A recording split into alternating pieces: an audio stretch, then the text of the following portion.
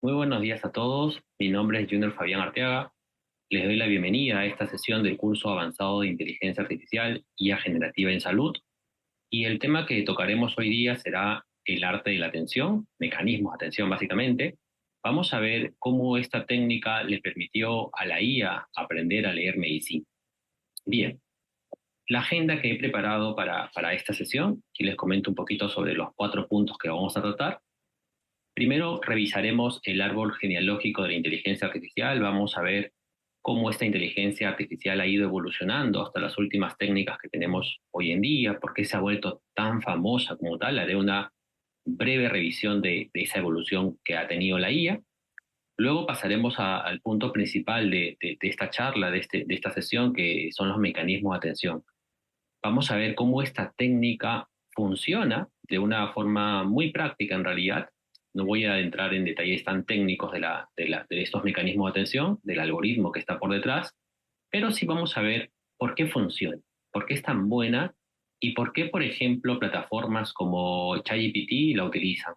De hecho, no solo ChatGPT, sino muchas plataformas hoy en día se basan en esta técnica para poder generar lo que nosotros hoy en día utilizamos a nivel de texto, a nivel de imagen, todo lo demás.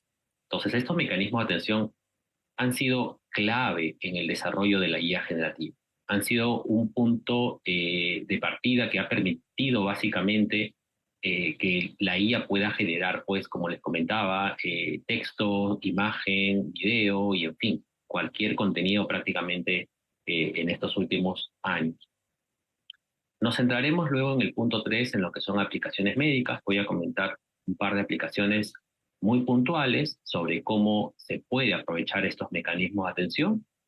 Y finalmente lo que veremos en esta presentación es cuál es el futuro de la IA, pero en específico a nivel de IA generativa. Y es más, he centrado esta exposición en lo que corresponde a mecanismos de atención orientados a la medicina, en el campo de salud de forma general. Finalmente, otro punto importante que siempre es bastante importante para poder resaltar es el tema de la ética. Usar inteligencia artificial requiere que nosotros consideremos el riesgo ético que podemos evaluar en cada una de las actividades que hacemos. Entonces, hablaré también al final de la presentación sobre ese punto ético que considero es muy importante. Bien, empecemos entonces nuestra sección de hoy día con la parte del árbol genealógico de la inteligencia artificial. Para esto voy a realizar aquí algunos trazos en mi pantalla para poder detallar un poquito sobre cómo ha ido evolucionando. Considero que es muy importante para llegar a entender esta revolución de la IA generativa. Considero que es muy importante saber cómo esto ha ido evolucionando, cómo ha ido creciendo. Bien, entonces, primero tendríamos que remontarnos a las definiciones básicas de la inteligencia artificial. ¿Ok? Formalmente hablando, esta parte de la inteligencia artificial lo podemos citar más o menos en la década de los 50. Para ser exacto, me parece que fue el año 1956, en el cual un grupo de científicos liderados por John McCarthy, pues arman un taller en el cual se acuña el nombre inteligencia artificial. Para esto, como de historia nada más, comentarles un poquito, para esto ya había varios investigadores alrededor del mundo, en distintos países, que estaban empezando a dar vida a lo que sería la inteligencia artificial. ¿Okay? Desde distintas formas, desde distintos puntos de vista y con distintas aplicaciones. Pero como evidencia formal, se tiene que la inteligencia artificial empieza en junio del 56 básicamente, en este taller que les venía comentando que fue liderado por John McCarthy y con otros conocidos de esa época, de esa década en específico. Entonces, en junio del 56 se define a la IA como la capacidad que nosotros le podemos dar a las máquinas de forma general, para que estos puedan imitar comportamiento inteligente, comportamiento humano, si lo queremos llamar de alguna forma. Entonces, la inteligencia artificial inicialmente empezó de esa forma, en imitar, simular lo que sería comportamiento humano, comportamiento inteligente. Porque claro, cuando hablamos de inteligencia artificial es fácil poder entender que es algo creado como tal por el hombre, ¿no? Por los científicos que trabajamos sobre el mundo de la IA. Pero luego la palabra inteligencia es, ¿qué significa inteligencia en una máquina? Porque nosotros como humanos probablemente tenemos cientos de teorías en distintos campos de las ciencias que tratan de definir qué cosa es inteligencia, qué hace a los humanos considerarse seres inteligentes como tal. Entonces, si entramos por esa línea, la parte de la inteligencia, podemos hablar de distintos tipos de inteligencia. Hay algunas personas que desarrollan una inteligencia más lógico-matemática, por ejemplo. Algunos desarrollan una inteligencia más eh, emocional, ¿ok? Y bueno, en fin, distintos tipos de categorías. Esto de definir qué cosa es inteligencia ya se ha intentado hace siglos, es decir, desde hace siglos ya se viene dando precedentes de qué cosa es ser inteligente, ¿ok? Entonces, cuando se plantea la definición para la parte de la inteligencia artificial, se busca eso, se busca dejar claro que la IA lo que va a hacer es básicamente imitar, simular un comportamiento inteligente. ¿Ok? Y esto siempre lo menciono en mis clases. Una cosa es crear algo que imite comportamiento inteligente y otra cosa es crear algo que efectivamente sea inteligente. ¿Ok? Y se está en búsqueda de las mayores empresas a nivel tecnológico, están buscando justamente esa IA inteligente, crear una inteligencia y no simplemente simular. Porque, bien es cierto, que esto es algo clave que debemos entender, todas las revoluciones que estamos hoy en día viviendo en el mundo de la inteligencia artificial, pues todavía sigue siendo imitar algún comportamiento inteligente. No hemos creado aún lo que sería una entidad inteligente. Ese es el punto de partida de este árbol genealógico. Que entendamos que la inteligencia como tal, la inteligencia artificial, se basa en imitar comportamiento inteligente. Hay distintos libros, distintas fuentes que indican que existe una inteligencia artificial fuerte, una inteligencia artificial débil, que se categorizan de forma práctica desde distintos puntos de vista. ¿Okay? Pero yo quiero solamente centrarme en esa parte, indicar que la idea de la IA de forma general es imitar comportamiento inteligente. Y si nosotros como humanos, por ejemplo, podemos razonar o deducir a partir de ciertas reglas o premisas, pues una IA hoy en día también es capaz de realizar ese mismo procedimiento, que a partir de premisas pueda deducir algo. Si nosotros como humanos somos capaces o tenemos habilidades, por ejemplo, como lo que sería resolver problemas, pues una inteligencia artificial hoy en día también te resuelve problemas. ¿Okay? Eh, y otra parte importantísima que yo considero que está muy ligada a la parte de IA generativa, hasta hace algunos años era el humano quien era la única entidad, por decirlo de alguna forma, que podía generar algo, que tenía esa capacidad creativa para generar cosas en el arte, en la música, en la literatura, qué sé yo, en cualquier expresión artística si lo quieren ver de esa forma. Pues hoy en día sabemos que una inteligencia artificial también es capaz de tener esa capacidad de crear. Esa parte justamente sería la línea de la guía general. ¿Okay? Bien. Aquí en este gráfico que ustedes están observando, por cierto, en este slide, traté de, esto lo generé con un prompt, con IA también, y traté de simular lo que serían esta especie de muñecas rusas, ¿no? Para entender cómo ha evolucionado la IA, ¿no? De forma específica.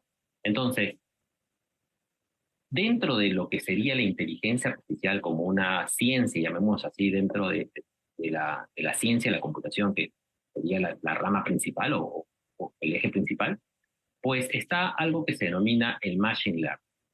Y si queremos más o menos seguir en la línea de tiempo, este machine learning podríamos hablar más o menos de la década de los 80. En los 80 más o menos es cuando empiezan a crearse algoritmos que de alguna forma luego van a permitir que las máquinas aprendan. Aquí la parte clave, y es justamente la razón de su nombre, es que las máquinas van a aprender. Aquí hay un tema de aprendizaje. Las máquinas aprenden.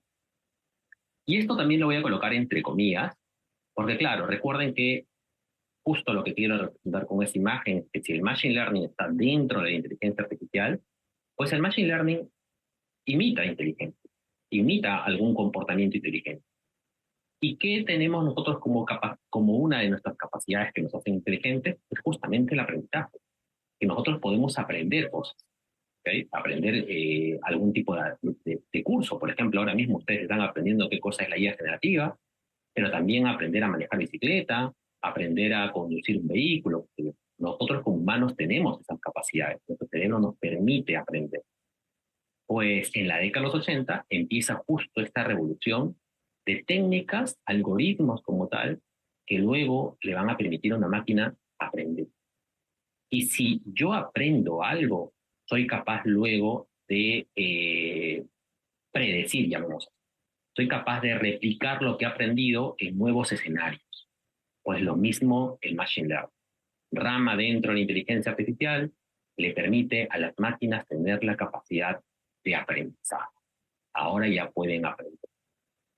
Si vamos en la línea del campo de la medicina, del campo de la salud, podemos, para ejemplificar un poquito mejor de repente el Machine Learning, podemos decir que, por ejemplo, con las técnicas que se crean en el Machine Learning, nosotros hoy en día en la medicina podemos crear aplicaciones que me permitan diagnosticar como lo hace un médico. Aquí probablemente va a haber algo un poquito crítico cuando hacemos esa comparación entre IA y médico, ¿okay? Ya luego definiré un poquito esos detalles en esta presentación un poco más adelante, pero a lo que voy es que el Machine Learning le da una herramienta más, por ejemplo, un especialista, no sé, en patología o cualquier otra área dentro de la medicina, le da una capacidad para poder diagnosticar mejor, porque ahora ya no solamente son sus 20, 30 años de experiencia que tiene dentro de esa línea de la medicina, sino que ahora está apoyado, perdón, está apoyada por una inteligencia artificial, por un software que tiene Machine Learning, que aprendió. Claro, claramente no le tomó 30 años a este Machine Learning aprender, sino que el algoritmo fue más sofisticado gracias a todo el poder computacional que tenemos desde hace algunos años y aceleró su aprendizaje. De tal forma que hay evidencia, hay artículos científicos a nivel global que demuestran que sobre ciertos escenarios, una IA, sobre ciertos casos, sobre ciertas enfermedades, una IA probablemente es mejor diagnosticando que un especialista con 20, 30 años de experiencia. ¿Okay? Pero aquí voy a hacer un poquito de spoiler a lo que se viene en esta charla en la que estoy brindando ahora. No se busca, obviamente, reemplazar como tal. Va a ser imposible reemplazar. Lo que se busca es complementar, es hacer esta fusión que le permita, por ejemplo, diagnosticar mejor. Entonces, el Machine Learning viene en esa línea. El Machine Learning ahora ya le da la capacidad a las máquinas de poder aprender. Y luego, años después, hablamos de lo que se trata aquí, lo voy a poner por aquí, el Deep Learning. Si nos referimos al Deep Learning, formalmente, más o menos también en línea de tiempo, estaremos hablando de 2010 a 2015, más o menos sus inicios. ¿Okay? Más o menos entre esos años hay distintos factores a nivel tecnológico, a nivel de equipos de investigación alrededor del mundo, que se empiezan a complementar de alguna forma para crear lo que se denomina el Deep Learning. Y el Deep Learning ha sido toda una revolución. Y ojo, estamos hablando más o menos todavía de unos 10, 15 años que apareció el Deep Learning. Y si consideramos que la inteligencia artificial está revolucionando todo, es gracias justamente a la parte del Deep Learning. ¿Okay? ¿Y qué cosa es el Deep Learning? Que probablemente ya lo han escuchado o de repente en alguna sesión anterior dentro de este mismo curso ya les han explicado un poquito de qué va el Deep Learning. Pues el Deep Learning, recuerden, otra vez me voy a centrar en ese gráfico que estoy presentando, se encuentra dentro del Machine Learning y a la vez dentro de la inteligencia artificial. Entonces el Deep Learning sería algo que imita inteligencia. Primera característica de la IA, va a imitar como tal la inteligencia, ¿ok? Un comportamiento inteligente, un comportamiento humano, o algo cognitivo de forma general. Y por estar dentro del Machine Learning, pues el Deep Learning también va a tener la característica de aprendizaje. también le va a permitir a las máquinas que a través de ciertos mecanismos, ciertos algoritmos, pues estas máquinas aprenden. Va a suceder eso. Pero ¿qué lo hace especial entonces? ¿Por qué lo consideramos, o sea, algo tan especial y no simplemente lo llamamos machine learning? ¿Ok? Porque total, está formando parte de, ¿ok? Se encuentra dentro del machine learning. Sino que lo que hace especial a lo que llamamos deep learning es que utiliza una técnica que es muy popular, que son las redes neuronales artificiales. Pero en especial las redes neuronales artificiales en profundidad, ¿okay? Que formalmente en inglés, por sus siglas, sería una DNN. ¿Okay? Una red neuronal en profundidad. Una técnica que, ojo, no es del 2010, no es de la década del 90, una técnica que ya tiene bastantes años en realidad. Tiene bastantes años eh, y ha revolucionado pues todo en la inteligencia artificial. Una técnica que, por cierto, esto también lo dicto en uno de mis cursos como tal, una técnica que ha ido evolucionando y que a lo largo de las décadas ha tenido momentos en los cuales que se le llama la ola de las redes neuronales, en los cuales se volvían muy populares, pero luego tenían unas épocas oscuras en las cuales bajaba tremendamente su popularidad porque aparecía otra técnica que cambiaba las formas y mejoraba sus predicciones, mejoraba sus resultados a nivel estadístico. Entonces, eso es algo que hemos tenido en las redes neuronales. ¿Okay? Sin embargo, en las últimas décadas, lo que ha ocurrido es que estas redes neuronales artificiales se han trabajado en lo que llamamos arquitectura, y estas arquitecturas son gigantescas. Entonces, son unas arquitecturas tan grandes y que tienen distintas formas de cómo organizarlo, por llamarlo así, que eso ha revolucionado. ¿Por qué antes no se podía hacer eso? Ya les dije, en los últimos años, más o menos en los últimos 15, 20 años, se han dado distintos factores a nivel mundial, a nivel de base de datos, a nivel de potencia computacional, mejora de algoritmos, que les ha permitido a los investigadores pues, poder entrenar las redes neuronales con unas arquitecturas muy grandes. ¿Okay? Y eso es la línea del deep learning. Imita inteligencia, las máquinas aprenden y además lo hacen con la técnica de las redes neuronales. Que por cierto, se llama redes neuronales porque se basan en el comportamiento que tenemos nosotros en las neuronas de nuestro cerebro. Biológicamente hablando, es de ahí donde se ha iniciado para crear un modelo de red neuronal, con algo que al inicio se llamaba perceptrón, que trataba de simular matemáticamente cómo funciona una neurona. Y que si yo tengo una neurona, y así como en el cerebro las interconecto con muchas más, pues como este perceptrón a nivel modelo matemático, lo interconecto con otros perceptrones y formo arquitecturas más complejas. Y en su momento, pues estábamos ahí. Mientras más grande era la arquitectura, mientras más complejo era, se demostraba que existía un mejor aprendizaje. Y eso, el deep learning. Y algo que aquí probablemente no sé si se logra notar bien, pero dentro del deep learning, aquí justo eh, se nota algo que dice IA generativa. Entonces, para situarnos en este árbol genealógico nuevamente y terminar con este slide, IA imita comportamiento inteligente.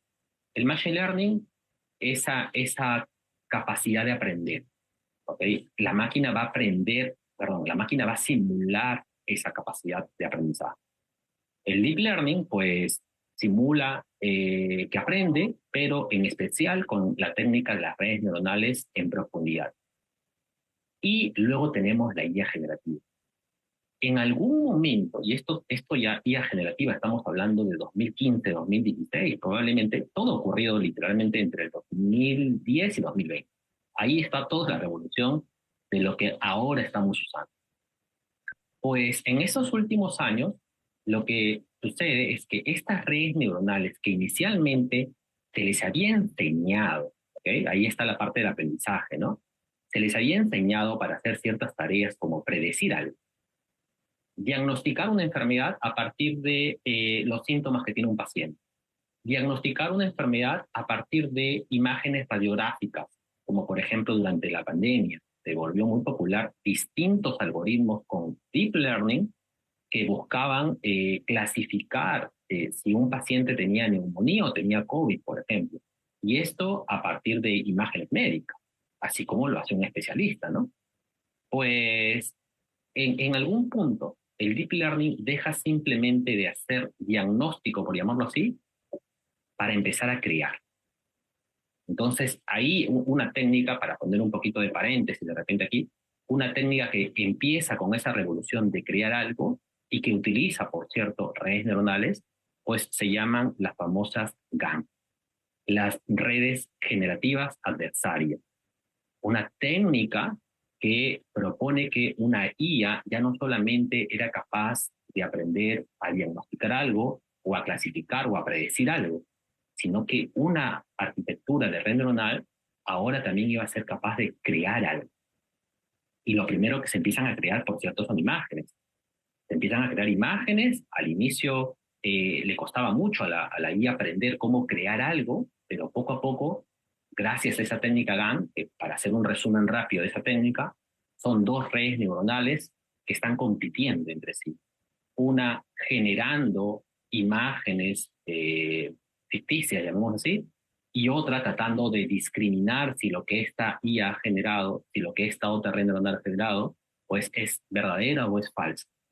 Entonces, dentro de esa competencia, gracias a algoritmos de aprendizaje que hay de por medio, pues una IA finalmente termina creando pues imágenes muy reales. Y ahí empieza la revolución de la IA generativa. No con ChatGPT, ChatGPT es relativamente reciente, ¿ok? Sino más bien con la técnica de las GAN, ¿okay? Que les permiten, como les decía, crear imágenes. Al inicio eran imágenes como tal, una línea, si queremos llamar así, que estaría casi intersectando lo que es la IA, o tal, pues, probablemente podría colocar algo por aquí así, sería, bueno, no en esa línea, de repente un poquito más en la parte central. Voy a cambiarla de color aquí para que se pueda notar. Dame un segundo. Una línea que podríamos decir aquí que intersecta así de esa forma sería el computer vision, por ejemplo. Cómo poder hacer un procesamiento a nivel de imagen, video, y que una computadora utilizando inteligencia artificial pueda entender lo que hay en las imágenes, ¿no? De esto también hay muchísimas aplicaciones. Y otra línea podría ser el NLP. NLP es el procesamiento del lenguaje natural.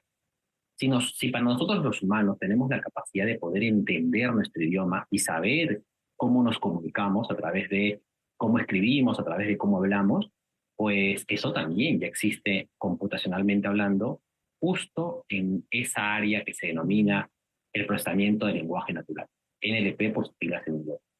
Entonces, si hacemos una intersección entre computer vision, que es el tema de las imágenes, el video, la parte del procesamiento del lenguaje natural, y a eso le sumamos la potencia del deep learning, la IA generativa, pues es donde empieza toda esta revolución de cómo puedo aplicar IA generativa para texto, de cómo puedo aplicar IA generativa para audio, de cómo puedo aplicar IA generativa para imagen, video y todo lo demás. Ese es el árbol genealógico de cómo ha evolucionado la inteligencia hasta lo que tenemos hoy en día, ¿no? O sea, si queremos hablar, por ejemplo, de una LLM, que probablemente lo han escuchado, algún modelo fundacional como tal, como lo que sería lo que está por detrás de ChatGPT o de Gemini o de herramientas similares, pues esas herramientas estarían aquí, justo en la intersección de esta línea, justo donde he marcado en este slide. Ahí estaría todas estas aplicaciones que hoy en día utilizamos, ¿no? Y que cada vez crecen más y tienen más características y existen diversas aplicaciones que a partir de una se empiezan a generar muchísimas otras cosas, como tal, por decirlo de alguna forma. Bien, entonces espero que haya quedado claro esta evolución. Es importante saber cómo hemos llegado hasta lo que tenemos hoy en día en IA generativa. Ahora, ¿por qué ahora? ¿Por qué en estos últimos años se ha dado esta revolución? ¿Okay? Y aquí me voy a centrar de forma específica en el tema de salud, en el tema de la medicina.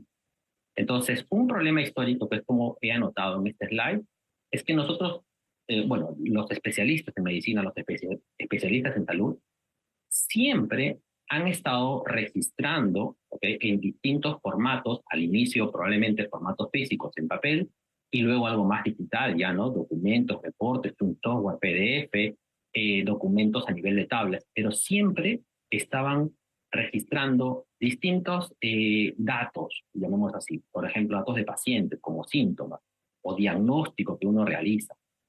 Pues eso siempre ha ocurrido y eso viene desde hace muchas décadas atrás, de cómo los especialistas en medicina documentaban como tal tratamientos, síntomas o lo que fuese.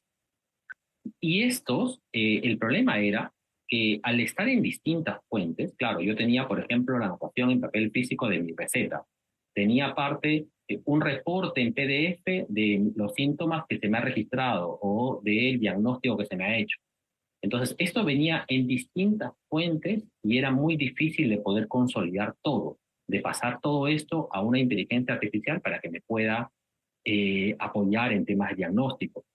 Ya les digo, hasta hace algunos años, donde apoyaba la inteligencia artificial, el deep learning en temas de medicina, era específicamente imágenes. Te doy las imágenes y te ayudo con esto a encontrar ciertas enfermedades, a segmentar regiones donde probablemente hay una enfermedad. Te doy imagen y con esto te ayudo a hacer un mejor diagnóstico, pero con un dato a la vez. Ahora el mundo ya no trabaja con un solo dato. Ahora hablamos de lo que sería la multimodalidad, datos multimodales.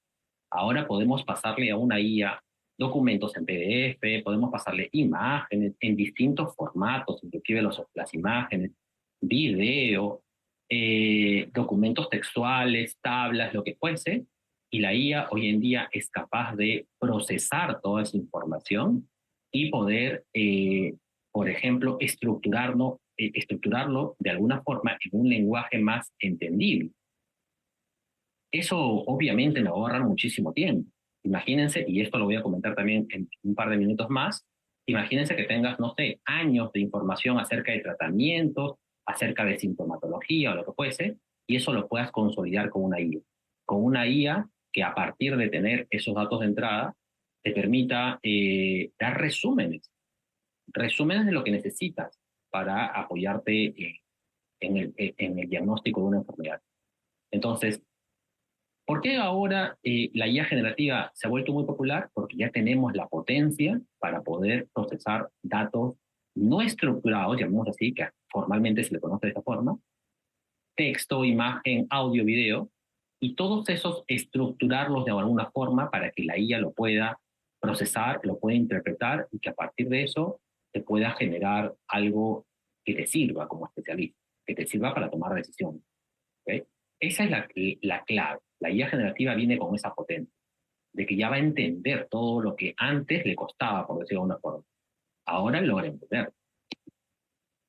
Y aquí hay antes de hablar ya del mecanismo de atención en sí, aquí hay algo importante que necesitamos notar.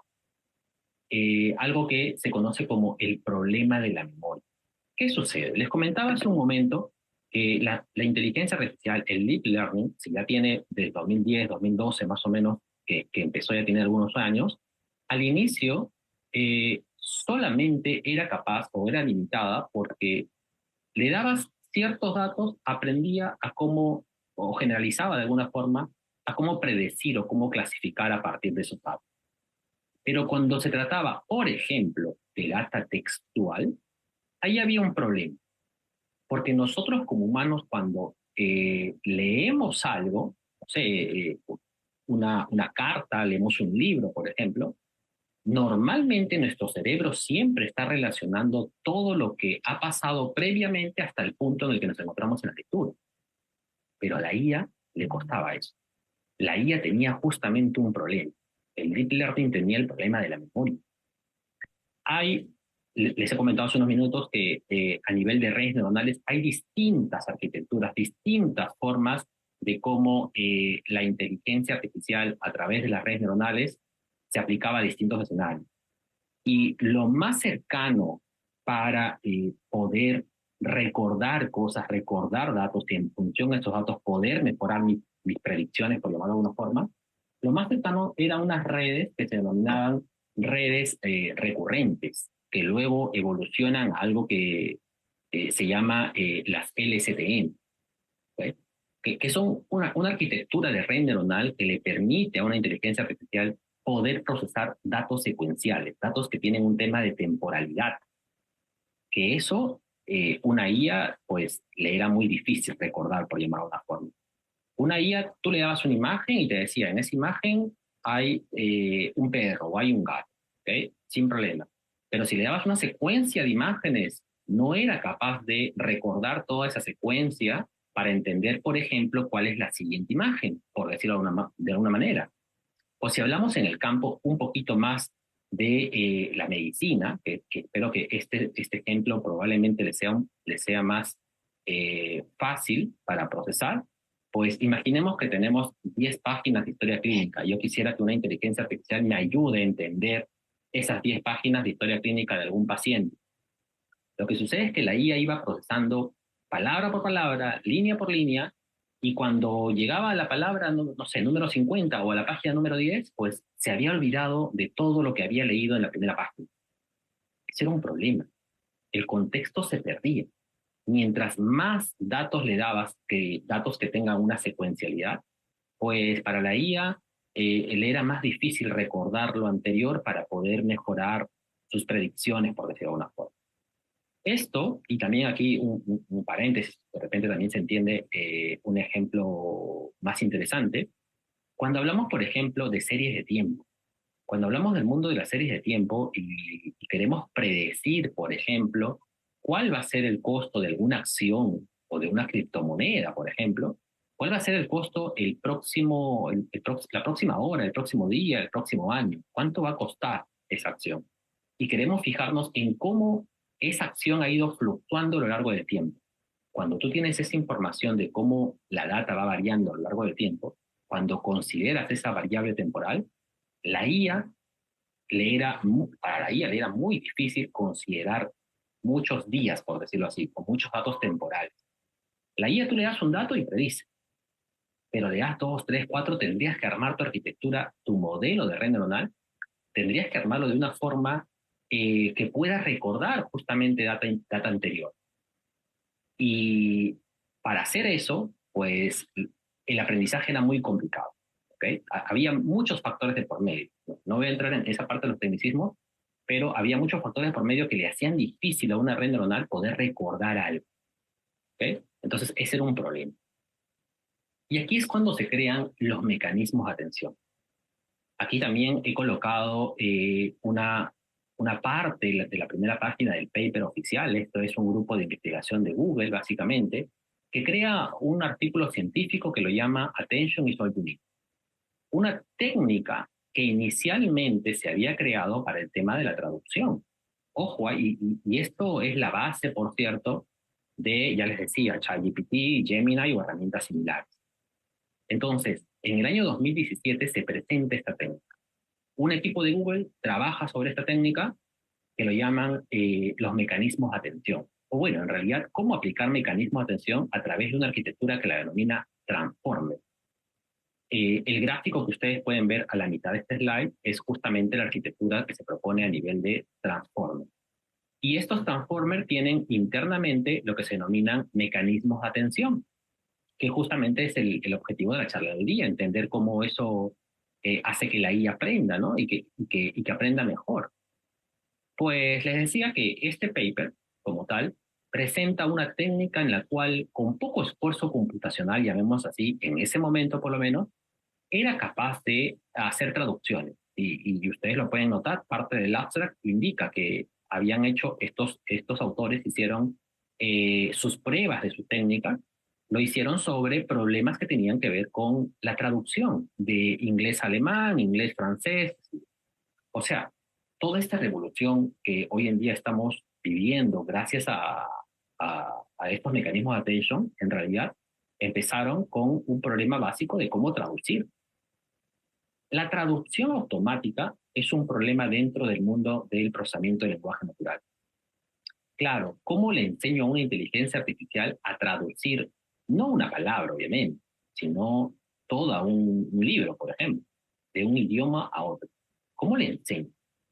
Entonces, obviamente en el 2005, 2010, qué sé yo, ya existían herramientas de traducción, pero fallaban. tenían muchos problemas al momento de traducir grandes volúmenes de texto o similar, y eran limitados también a ciertos idiomas, obviamente. Pues en el 2017 cambia todo eso. En el 2017, gracias a a la técnica del attention como tal, y a esta arquitectura en particular que se le denomina transformer, cambia la forma en cómo un algoritmo iba a aprender a traducir de un idioma a otro. Y si yo logro traducir de un idioma a otro, eso luego se utiliza para problemas como, por ejemplo, cómo completar una frase. Te doy una frase, ¿cuál será la siguiente palabra? Te doy una frase y cuál será la siguiente frase como tal. Así empiezan estos mecanismos de atención. Y funcionaron al inicio muy bien. Y a partir de eso, pues ya viene la historia conocida de que se crea OpenAI. OpenAI toma parte de este artículo, lo implementa, lo vuelve modelo de negocio y en fin. En realidad son varios factores que van sucediendo, pero hoy en día todas las IAs se basan en esto.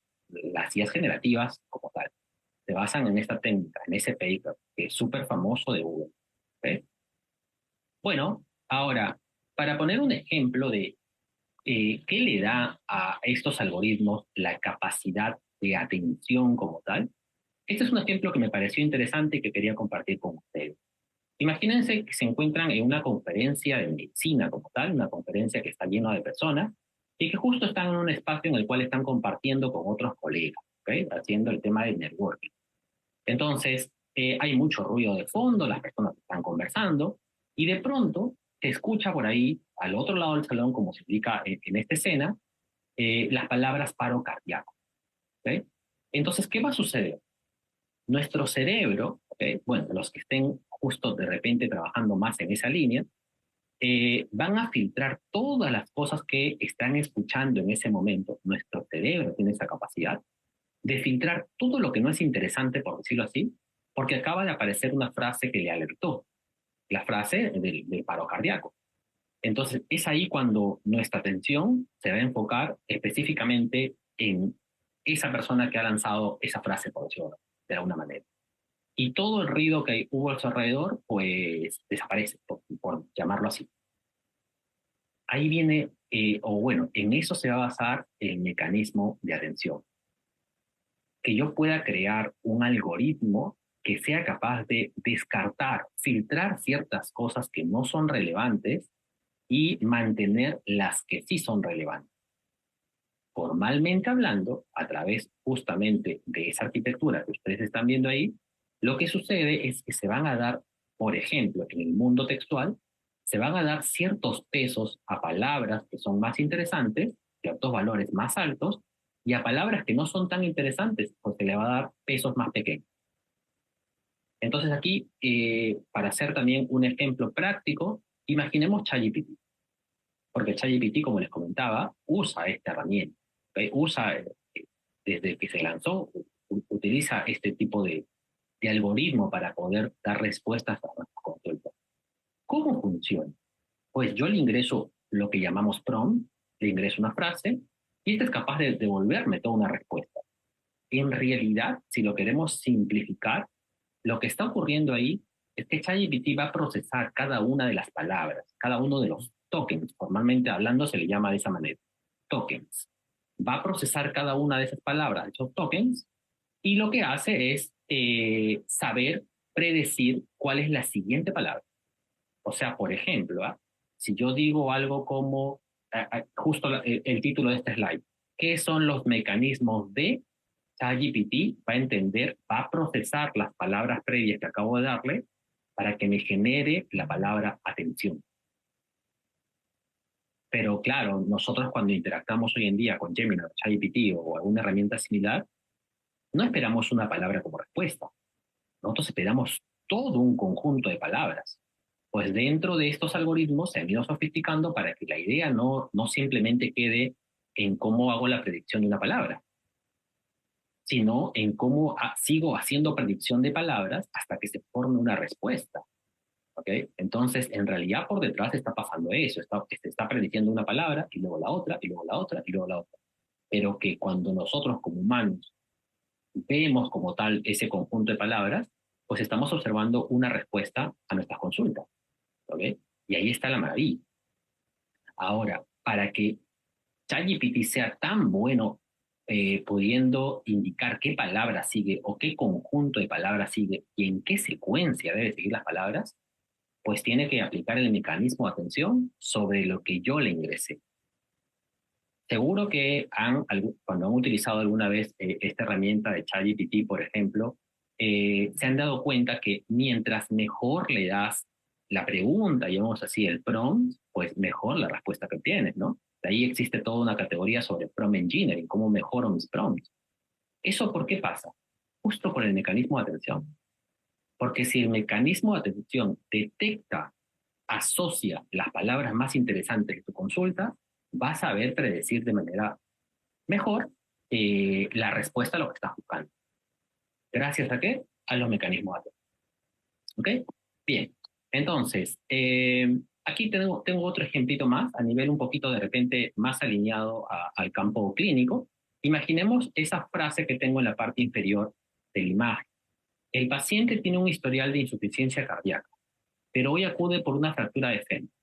Se decide posponer la cirugía. Imaginemos que eso lo tengo almacenado, registrado en mis notas clínicas, o está en un libro, o está en algún reporte, que sí. Pues lo que va a hacer los mecanismos de atención con ese tipo de frases es filtrar palabras como cirugía, insuficiencia cardíaca. Las va a filtrar, va a detectar que esas son las más importantes. Lo va a relacionar con la palabra posponer. ¿Y cómo lo va a relacionar? Porque para esto, previamente, esta IA ya ha sido entrenada. Esta IA ya ha tenido mucha información de por medio que se le ha ingresado y que sabe qué palabras están relacionadas con qué otras palabras y que sabe cómo relacionar las palabras de la frase que tú le estás indicando. Eso es lo que aprendió esta red neuronal, a poner atención a las palabras más importantes. Y las otras, como por ejemplo los artículos que puedan aparecer en esa frase, las descarta, porque no tienen un valor como tal dentro de lo que yo estoy ingresando, por decirlo así. Entonces, con este mecanismo de atención, la máquina aprende a darle jerarquía a la información que yo le estoy ingresando, a los datos que yo le estoy ingresando. Empieza a ponerle jerarquía porque literalmente le va a asignar pesos. Cada palabra va a tener un peso. Y esas asociaciones como tal le van a permitir luego hacer predicciones. No sé, ayudarte en el diagnóstico futuro o entender que cuando un paciente tiene insuficiencia cardíaca y luego tiene una fractura, pues se debería posponer la cirugía. ¿Ok? Entonces, esas asociaciones las va a hacer el mecanismo de atención. Ahí está la parte clave. Ahora, vamos a ver por aquí. Esto me parece fundamental, denominarlo de el copiloto del diagnóstico. ¿Por qué? Porque este mecanismo de atención, si bien no busca nuevamente reemplazar con inteligencia artificial a un especialista que pueda diagnosticar una enfermedad, sino que más bien se ayuda, vamos a colocar aquí algunas cositas, en la data que yo puedo tener de por medio, datos que puedo utilizar para alimentar una inteligencia artificial. Se ayuda con eso para que luego los mecanismos de atención puedan analizar toda esa data y darme, por ejemplo, una frase como esta. Doctor, este paciente tuvo una reacción adversa severa a este componente hace una década.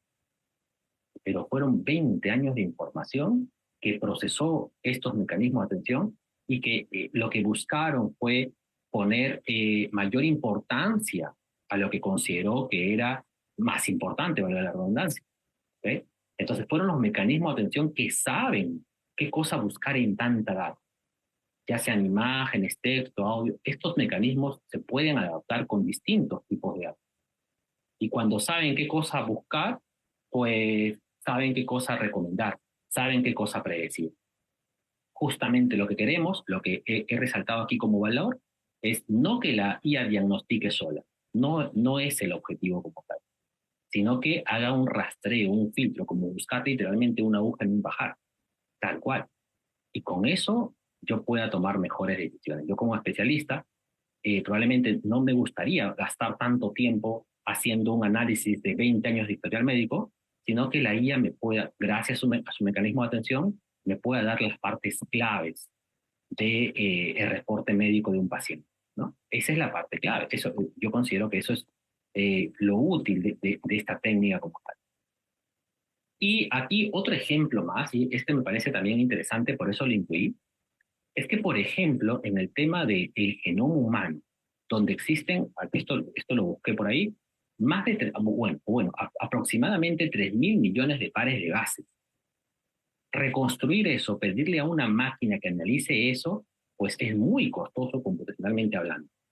Pero si se puede hacer ese análisis con un mecanismo de atención, por ejemplo, que busque dentro de todo ese lenguaje propio que podría ser el ADN, que busque relaciones entre esos pares de bases como tal, pues con esos mecanismos de atención yo podría identificar mutaciones, por ejemplo.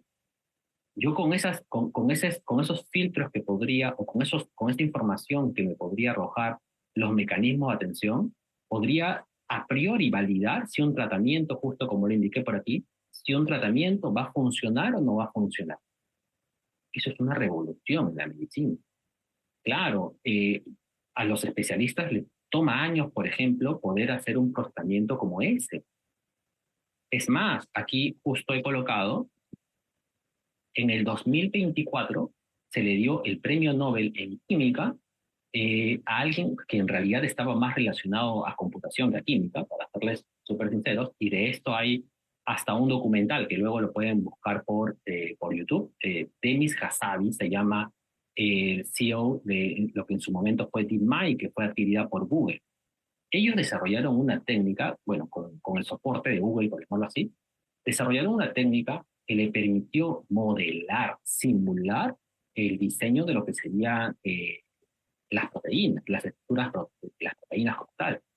Y que si tú puedes simular eso de alguna forma bien exacta, pues puedes comenzar a dar tratamientos y soluciones a enfermedades que hace varias décadas no era posible. Pues estos personajes ganaron el premio Nobel en 2024 en química, que por cierto, en el 2024, si que no más recuerdo, el premio Nobel en física también fue uno relacionado a temas de inteligencia artificial. ¿Sí? Entonces está revolucionando muchísimo lo que se hace con la IA hoy en día. Bien, ahora, otro factor importante que podemos nosotros aprovechar gracias a la IA generativa es lo del gasto administrativo, llamemos así, que muchos médicos podrían estar pasando durante su carga laboral, ¿no? Imaginemos esta aplicación que me pareció también interesante. Los médicos muchas veces, además de hacer sus labores de diagnosticar o de estar con el paciente, ver los síntomas, todo lo demás, muchas veces están también haciendo reportes o tareas administrativas. Que hoy en día, con una IA generativa, ya se podría mejorar, se podría optimizar, reducir esa carga administrativa de repente del médico especialista y centrar que esos tiempos vayan mejor o los dedique mejor a la parte de interpretar el diagnóstico que le podría dar una guía generativa. Claro, porque la guía generativa bastaría con conversar de alguna forma con el paciente y literalmente conversar, inclusive por voz, y que se registre todos los síntomas que está indicando el paciente, que la guía le pregunte, y con eso compare su historial para que le pueda diagnosticar algo mejor. Entonces, la guía generativa también podría ayudar a reducir esos tiempos, ¿no? Esas cargas laborales que probablemente un médico especialista podría dedicarlas a otras actividades más interesantes, ¿no? Y no estar haciendo estos resúmenes, por decirlo de alguna forma. Y como sabemos, nuevamente repito, la guía generativa hoy en día hace esas tareas de una forma muy correcta. ¿Okay? Bien, para terminar ya mi presentación, voy a hablarles un poquito rápido también esta parte sobre cuál es el futuro y cuál es el aspecto ético a nivel de la guía generativa. Pues como futuro, vemos algo que denominamos el médico aumentado. ¿Okay? Así como existe la realidad aumentada, pues ahora tendremos el médico aumentado, un especialista en medicina aumentado ¿con qué? Con inteligencia artificial. Porque otra vez, lo que comenté al inicio de la charla, la IA no trata de reemplazar como tal. Y en el campo de la medicina no lo va a hacer. ¿Okay? La IA no tiene, por el momento en todo caso, un tema de juicio crítico. No lo tiene. Lo que maneja la IA son estadísticas, son patrones. ¿Ok? Es a partir de data encontrar algún patrón y saber qué cosa hacer, saber cómo responder. Pero el juicio crítico se mantiene, en este caso en el mundo de la medicina, todavía en el médico. Y eso va a seguir siendo así. Entonces la idea es no hacer un comparativo IA versus médico. En todo caso, que el futuro no va a ser así. La IA no va a buscar sobrepasar al médico. Les comentaba que hay eh, algunas investigaciones que de cierta forma comparan humano-IA, ¿okay? Pero no con el objetivo de que sea reemplazo como tal. El objetivo es lo que he puesto ahí en azul. Médico más inteligencia artificial versus enfermedad para poder diagnosticar mejor. Por eso. La medicina, por cierto, es una de las áreas que más va a verse impactada con el tema de inteligencia artificial. Si es que ya no lo está haciendo ahora mismo, pues a futuro próximo va a ser una de las áreas que más se ve afectada gracias a la revolución de la inteligencia artificial. Esta guía generativa nos está ayudando con todo lo que ya les comenté hoy en día a encontrar patrones en la data y pues mejorar los tiempos del médico, cómo hace diagnóstico, o ayudarle quizás, porque como humano podemos cometer errores, lo mismo una IA, por cierto, pero una IA de repente puede observar algunos puntos interesantes que el médico a simple vista no los tenía en cuenta. Ese considero va a ser el futuro, el médico aumentado. Su juicio crítico se va a mantener, va a tener que ser así. ¿Okay? No hay esa parte de juicio crítico todavía en una IA. ¿Listo? Y por último, para terminar ya esta parte, es importante recordar justo lo que acabo de comentar en el slide anterior, que al ser una IA creada en base a conocimiento humano, pues se va a equivocar. En este caso la palabra no se equivocar, se volvió de moda una palabra más bonita que se llama alucinar.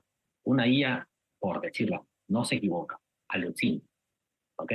Pero bueno, esas alucinaciones en el mundo de la medicina podrían ser muy críticas, muy graves.